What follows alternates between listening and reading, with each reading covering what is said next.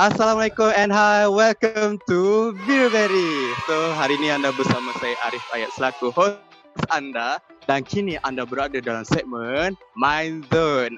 Mind Zone merupakan satu segmen bual bicara santai yang akan membincangkan topik yang berkaitan dengan belia, remaja maupun mahasiswa bersama dengan panel jemputan, dan topik kita pada hari ini sangat-sangat serius, iaitu pembunuh mental alam cyber. Kalau nak tahu, kenalah tonton sehingga ke habis episod ni. Dan hari ini saya sangat berbesar hati sebab saya bersama dengan panel yang sangat hebat.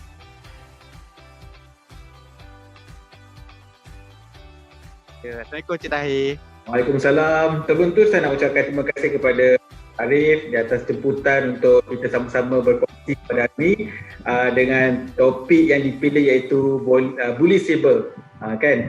So hari ini kita nak bincangkan mengenai topik bully cyber, dan kalau kita dapat lihat, bully cyber ni satu bentuk perbulian yang semakin meningkatlah di Malaysia. Dan kalau kita lihat daripada laporan Comparitech pada tahun 2018, kes bully cyber di Malaysia ni merupakan kedua paling teruk di Asia dan keenam di dunia. Jadi satu kedudukan yang agak menggurunkan lah, saya rasa rakyat Malaysia patut tahu tentang fakta ni. Jadi Encik Tahir, mungkin sebagai mukadimah kepada sembang santai kita pada hari ini, mungkin Encik Tahir boleh jelaskan sedikit apa itu bully cyber? Kalau kita nak tengok sekarang ni, bully cyber ni, pelakon bully cyber ni berlaku di alam maya, di semua platform dah kita tengok.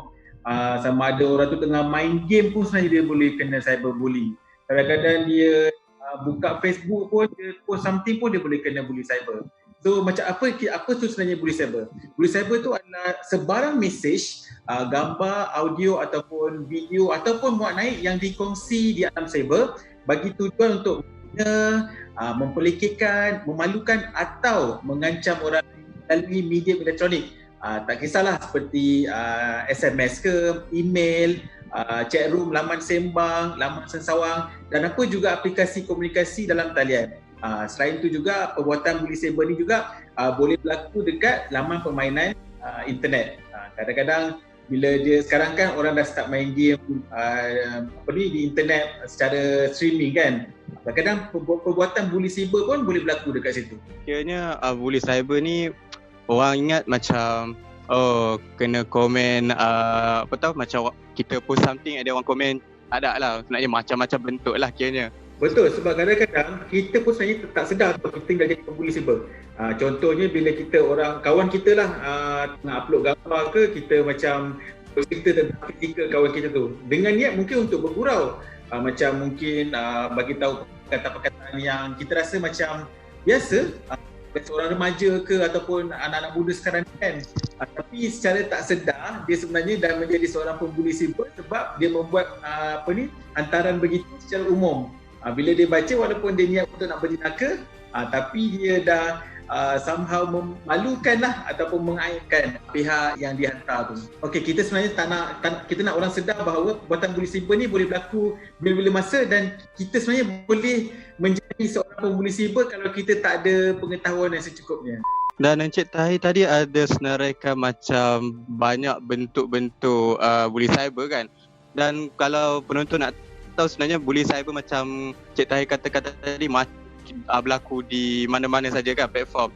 Dan sexting juga pun merupakan satu daripada bentuk bully cyber. Jadi selain daripada Cik Tahir tadi ada senaraikan macam banyak style rupanya kan bully cyber ni. Mungkin Cik Tahir boleh share sikit beberapa bentuk bully cyber yang ada ni sebenarnya. Okey, jenis-jenis bully cyber ni memang ada banyak lah yang saya tadi. Tapi antara yang saya boleh bagi contoh adalah mesej-mesej yang mengganggu dan mengancam. Macam kalau tengok memang betul-betul dia hantar mesej tu memang tujuan dia adalah untuk mengganggu. Kadang-kadang pihak yang dihantar tu orang yang dikenali ataupun tak dikenali juga. Okay, selain itu juga menyalahgunakan kata laluan ataupun nama skrin orang lain atau menyamar sebagai orang lain. Yang ni kan macam kadang-kadang selalu berlaku kan. Kadang-kadang kalau kita dekat dalam bilik tu, kat hostel tu, kita nak pergi sekejap dia keluar, nak pergi mandi ke pergi toilet, lepas tengok dah ada orang muat naik something lalu kita punya media sosial. Itu pun sebenarnya perbuatan bully cyber walaupun niat dia boleh untuk menjenaka dan sebagainya. Okey. Saya daripada itu, kalau kita memanjangkan email, foto ataupun video kita kepada orang lain dengan tujuan macam cerita tadi lah, dengan tujuan dia mungkin untuk memperlekehkan, menghina dan sebagainya. Macam sekarang ni ada, kalau kita stalk dia punya Facebook ke Instagram ke ataupun mana-mana media, kita ambil dan kita forward kepada orang lain dengan tujuan untuk kita nak mengejek dan sebagainya. Okey. Saya beritahu, kalau kita memuat naik komen atau gambar yang tidak senonoh juga, kita pun dikira sebagai bully cyber. Walaupun sebenarnya bila kita muat naik itu hak kita, tapi bila kita memuat naik sesuatu yang tak sesuai ataupun yang macam mungkin tak sesuai untuk tontonan umum, kita muat naik, dia sebenarnya telah mengganggu ketenteraman pengguna internet yang lain. Okey, so itu pun dikira sebagai bully cyber. Dan juga komen pun termasuk. Sexting juga macam yang saudara Arif tadi beritahu pun sebenarnya merupakan satu perbuatan bully cyber. Sexting tu iaitu tindakan menghantar gambar, mesej ataupun video berunsurkan seksual menggunakan telefon bimbit. Walaupun kadang-kadang kita rasa benda tu mungkin perhubungan antara dua orang yang mungkin bersetuju dan sebagainya, tapi perbuatan sexting ni boleh berlaku kepada ramai pihak. Kita tak naklah macam bila sexting tu berlaku pada pihak bawah umur, dia dah bukan sekadar bully cyber tapi dah boleh menyalahi akta dan boleh dikenakan tindakan undang-undang. Dan akhir sekali, sebenarnya satu lagi bentuk bully cyber adalah memudahkan individu tertentu daripada sesuatu kumpulan internet dengan sengaja.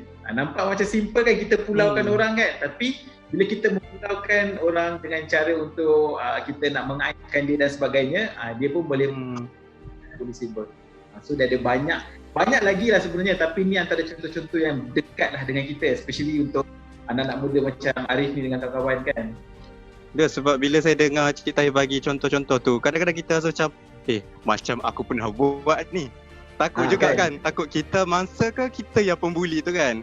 Kita tahu sekarang ni bully cyber ni dah terlalu banyak dekat Malaysia kan. Dan kalau ikutkan dulu, bila cakap pasal bully ni selalu jadi dekat sekolah ke kan. Tapi sekarang ni kalau kita dapat lihat, bully cyber ni macam boleh buat kat mana-mana.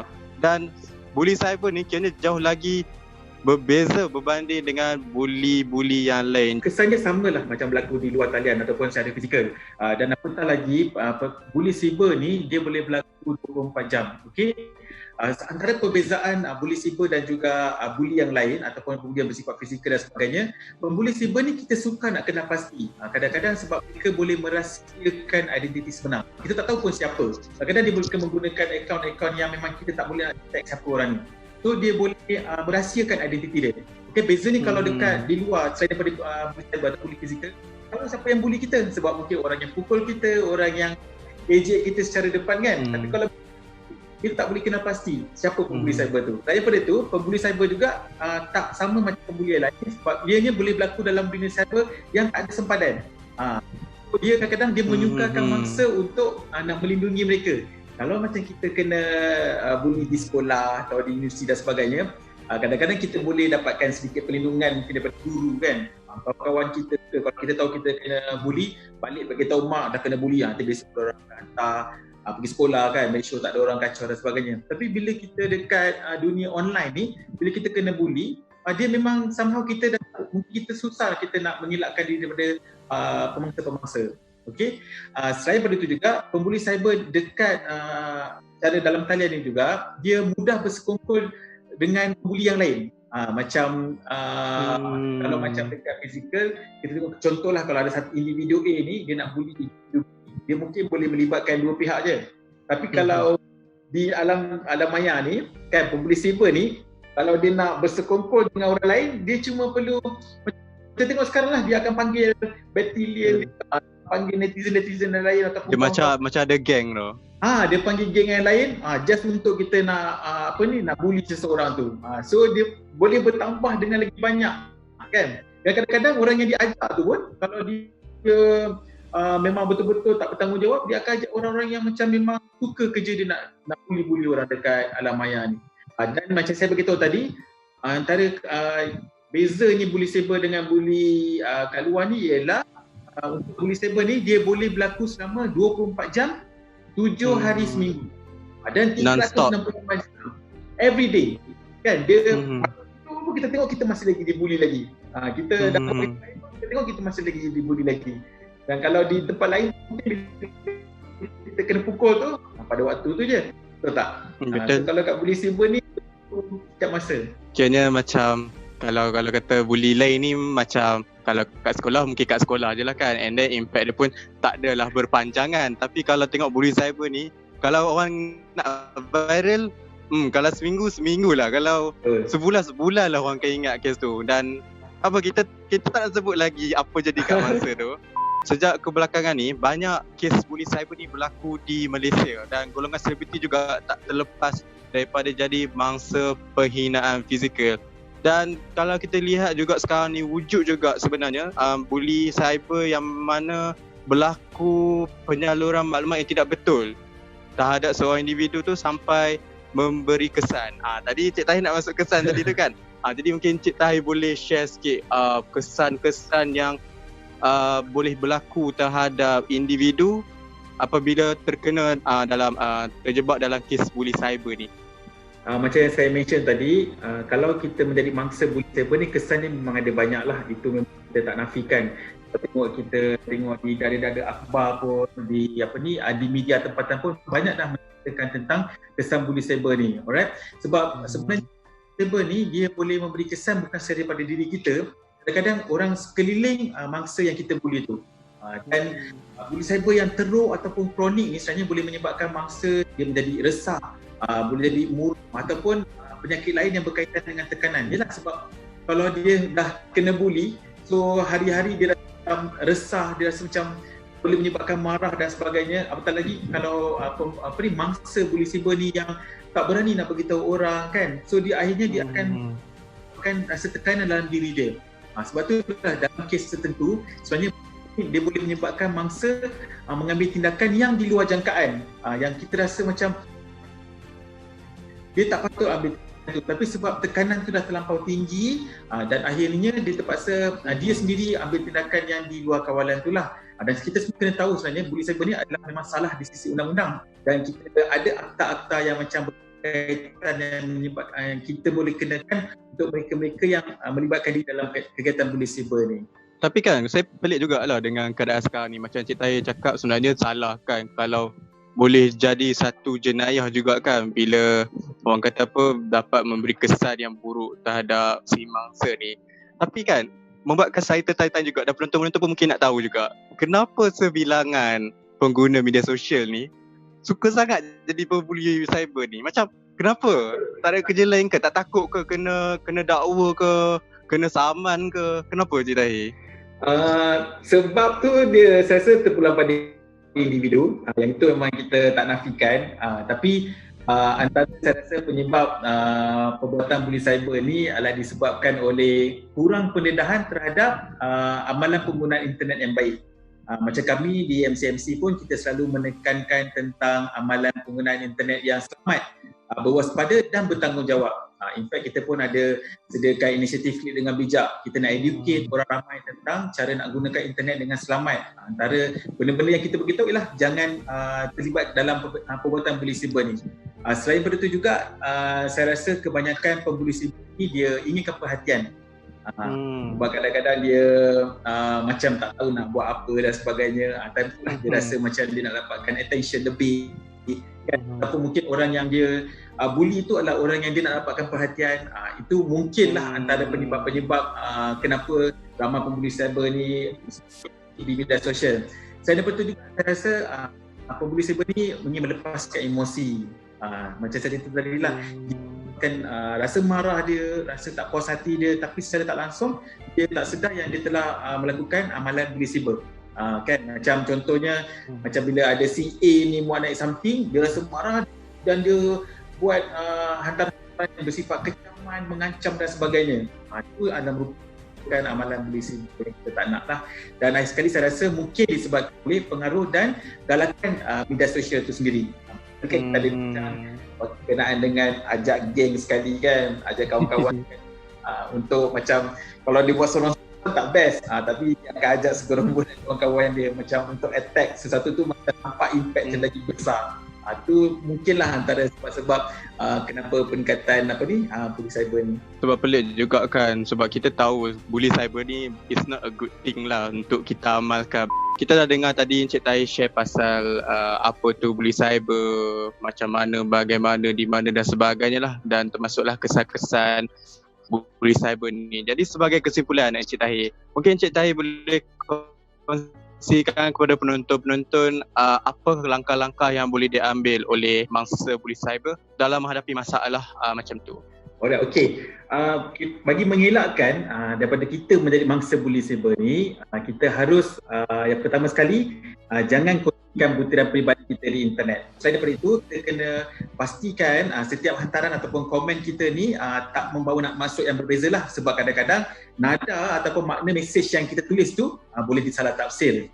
Selain daripada itu, sebagai seorang mangsa bully cyber, kita kena elakkan menghantar atau memanjangkan mesej yang kesat atau berunsur ancaman. Daripada kita jadi mangsa bully cyber, kita takut kita pula jadi pembuli cyber. Dan abaikan terus, dan kalau boleh jangan balas mesej daripada pembuli. Okey, dan padam atau hentikan penggunaan akaun ataupun profil ataupun mana-mana platform rakam sosial sekiranya ianya telah ke peringkat yang lebih serius ataupun kita diugut ataupun diancam. Okey, kalau kita boleh cuba untuk tukar ataupun kita padamkan akaun tu, kita boleh buat.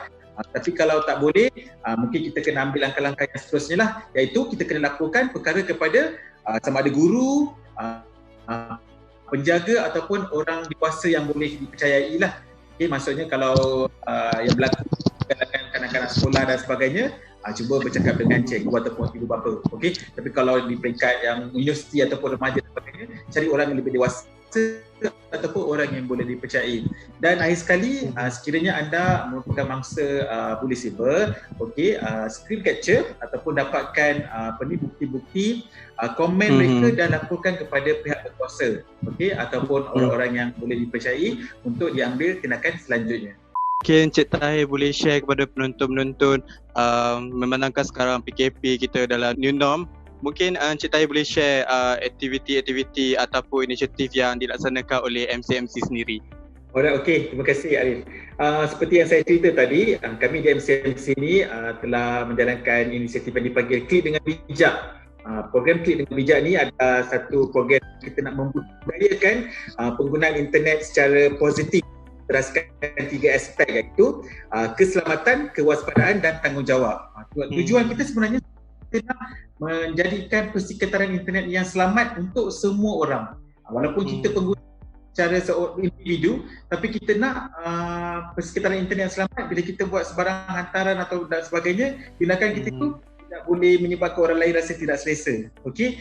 Dan di MCMC juga melalui program Klik dengan Bijak, kita ada sediakan pelbagai bahan-bahan yang boleh dikongsi melalui Facebook kita di Klik dengan Bijak, Instagram ataupun di YouTube kita. Ada banyak sebenarnya video yang menarik. Mungkin lepas ni saudara Arif boleh kongsikan bersama kawan-kawan dan saudara mara ke dan sebagainya.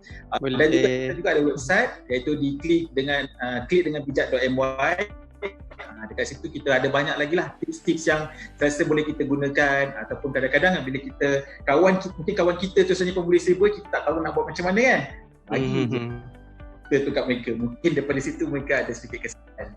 Dengan perkongsian yang diberikan oleh Encik Tahir, kita pun dah di penghujung episod pada hari ini. Saya ingin nak mengucapkan terima kasih sekali lagi kepada Encik Mat Tahir Musa yang sudi meluangkan masa bersama kami untuk membincangkan mengenai topik pembunuh mental alam cyber. Terima kasih sekali lagi.